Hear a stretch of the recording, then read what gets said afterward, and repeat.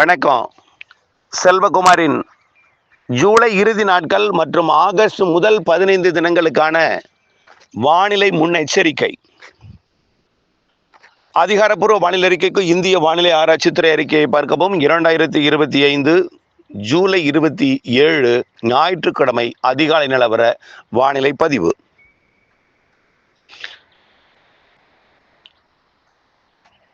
தென்மேற்கு பருவமழை நேற்றைக்கு அவலாஞ்சில 26 சென்டிமீட்டரை கொடுத்திருக்கிறது. நீலகிரி மாவட்டத்தின் பல பகுதிகளில் 10 சென்டிமீட்டருக்கு மேல் மழை. அதிகபட்சமாக அவலாஞ்சி 26 சென்டிமீட்டர் மழை. இந்த அவலாஞ்சி மழை நீலகிரி மாவட்ட அணைகளை நிரப்பி இருக்கிறது. பில்லூர் அணைக்கு தண்ணீர் திறந்து விடப்பட்டிருக்கிறது. பில்லூர் அணையிலிருந்து கூடுதல் நீர் திறக்கப்பட இருக்கிறது. ஆகவே பவானி சாகர் நிரம்ப இருக்கிறது. அதுபோல் திருமூர்த்தி நிரம்பி விட்டது. திருமூர்த்தி உபரி நீர் திறக்கப்பட்டிருக்கிறது. பரம்பிக்குளம், ஆழியாறு, அதாவது பிஏபி மொத்தம் overflow, Vaigai overflow, Mettur overflow. மேட்டூர்லேருந்து 75,000 கனஅடி திறக்க வாய்ப்பு ஏற்பட்டிருக்கிறது. மேட்டூரிலிருந்து உபரி நீராக 16 கண் மதகு வழியாக 75,000 கனஅடி திறக்க வாய்ப்பு ஏற்பட்டிருக்கிறது. ஒகேனக்கலில் வெள்ளப்பெருக்கு. கன்னியாகுமரி, திருநெல்வேலி, தென்காசி மாவட்ட அணைகள் எல்லாம் நிரம்பி இருக்கிறது. குறிப்பாக குண்டாறு, அடவி நாயினார் அணையெல்லாம் நிரம்பி வடிகிறது. இந்த நிலையில ஏற்கனவே பசிபிக் பெருங்கடலில் இருந்து வந்த புயலின் செயலிழந்த பகுதி காற்றழுத்த தாழ்வு மண்டலமாக வட இந்திய நிலப்பகுதிகளில் நகர்ந்து கொண்டிருக்கிறது என்று நேற்று அறிவித்திருந்தோம். இன்னும் காற்றழுத்த தாழ்வு மண்டலமாகத்தான் நகர்ந்து கொண்டிருக்கிறது. தற்பொழுது அது மத்திய பிரதேசம், உத்தரப்பிரதேசத்தில் மேற்கு நோக்கி நகர்ந்து கொண்டிருக்கிறது. தொடர்ந்து இன்றைக்கு மேலும் மேற்கு நோக்கி நகர்ந்து நாளை ராஜஸ்தான் மற்றும் குஜராத் பகுதியை அடையும். நாளைய மறுதினம் பாகிஸ்தானை அடைந்து செயலிழக்கும். இப்போ இதனால என்ன ஆகும் அப்படின்னு பார்த்தீங்கன்னா, காற்று கேரளா வழியாக நுழைவதில் வழித்தடம் மாறும். வட இந்திய நிலப்பகுதியை நோக்கி குறுக்கு வழி எடுத்துக்கொள்ளும். கர்நாடகா வழியாக, கோவா வழியாக, பிறகு மகாராஷ்டிரா, குஜராத் வழியாக குறுக்கு வழி எடுத்துரும். இதனால தென்மேற்கு பருவக்காற்று கேரளா வழியாக நுழைவது படிப்படியாக குறையும். நேற்று முன்தினத்தை விட நேற்று மழை கூடுதலாக இருக்கும் என்று சொன்னோம். 26 சென்டிமீட்டர் மழை, 260 மில்லிமீட்டர் மழை பொழிந்திருக்கு அவலாஞ்சில. இன்றைக்கு அது பாதியாக குறைந்து 15ஆகவோ 10ஆகவோ குறைந்துவிடும் நாளை. அதாவது இன்றைக்கு பகலில் பெய்யக்கூடிய மழையும் இன்றைக்கு இரவு பெய்யக்கூடிய மழையும் சேர்த்திங்கன்னா நாளைக்கு ஒரு 15 சென்டிமீட்டர் கிட்ட வரும் அவலாஞ்சி. நாளைய மறுநாள் அது 6-8ஆக குறைந்து விடும். அதாவது செவ்வாய்க்கிழமை காலை வரக்கூடிய ரிப்போர்ட்டில் 6 அல்லது 8ஆக குறைஞ்சிடும். புதன்கிழமை முற்றிலுமாக குறைஞ்சிடும். கொஞ்சம் மட்டும்தான் இருக்கும், 2-3 சென்டிமீட்டர் தான் இருக்கும். ஆக தென்மேற்கு பருவமழை சற்று இடைவெளி கொடுக்க போகுது. இருந்தாலும் இந்த இடைவெளி கொடுப்பது அவர்களுக்கு வரப்பிரசாதம் தான். என்ன போதும் என்று ஆகிவிட்டது. ஆகஸ்டில் பெய்ய வேண்டிய மழை ஜூன் ஜூலையிலேயே பெய்து விட்டது. மேற்கு தொடர்ச்சி மலையில் பொள்ளாச்சி மேற்கெல்லாம் போதும் மழை என்கிறார்கள். வேண்டும் என்று எதிர்பார்க்கக்கூடிய இடத்துல வேண்டும் அளவிற்கு மழைப்பொழிவை கொடுக்க வர இருக்கிறது. வெப்பச்சலன இடிமழை, வளிமண்டல சுழற்சியோட இணைந்த மழை. சாதாரண வெப்பச்சலன இடிமழை இல்லை, வளிமண்டல சுழற்சி. அது இருக்கும் மேகத்தை எல்லாம் குளிர்விக்கும், மிக எளிதிலே குளிர்விக்கும், நிறைய பரப்பிலே மழைப்பொழிவை கொடுக்கும். நேற்றைக்கு எதிர்பார்த்தது வெறும் வெப்பச்சலன மழை தான் எதிர்பார்த்தோம். இப்போ இருக்கக்கூடிய வாய்ப்பை பார்க்கும் பொழுது சூரியனின் குத்துக்கதிர் தெற்கு நோக்கி வருகிற காரணத்தினாலே தமிழ்நாடு ஆந்திர கரையோரத்தை ஒட்டி இலங்கை மற்றும் தென்மேற்கு வங்க கடற்பகுதியில், இலங்கையை ஒட்டிய தென்மேற்கு வங்க கடற்பகுதியில் வரக்கூடிய மாத இறுதி நாளில் வளிமண்டல சுழற்சி உருவாக போகுது.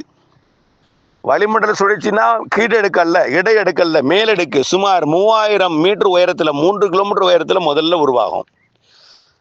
அது 2ஆம் தேதி வாக்கில் 2 கிலோமீட்டர் உயரத்துக்கு வரும். அதாவது 2000 மீட்டர் உயரத்துக்கு வரும். அது வரக்கூடிய 3ஆம் தேதி 4ஆம் தேதி எல்லாம் 1.5 கிலோமீட்டர் 1 கிலோமீட்டர் உயரத்துக்கு வந்து வெப்பச்சலன இடிமழை பிடிப்பை மாலை இரவிலே கொடுப்பதற்கு சாதக அமைப்பை ஏற்படுத்தும். தென்மேற்கு பருவமழை வேகம் குறையும். மேற்கிலிருந்து வரக்கூடிய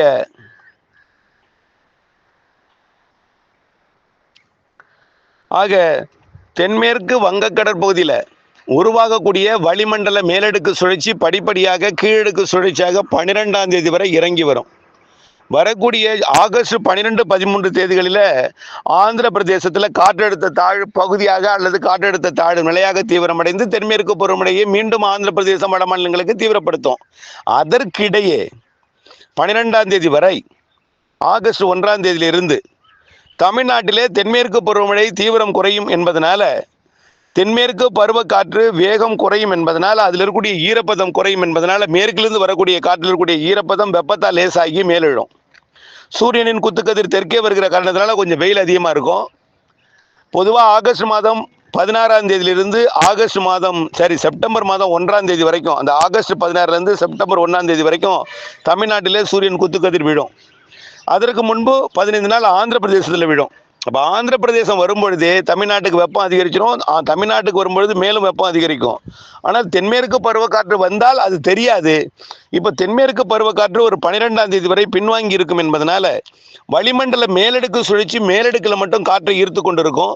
மேலடுக்கில் மட்டும் காற்றோட ஓட்டம் இருக்கும், போக்கு இருக்கும், குளிர்விக்கும் அமைப்பாக இருக்கும்.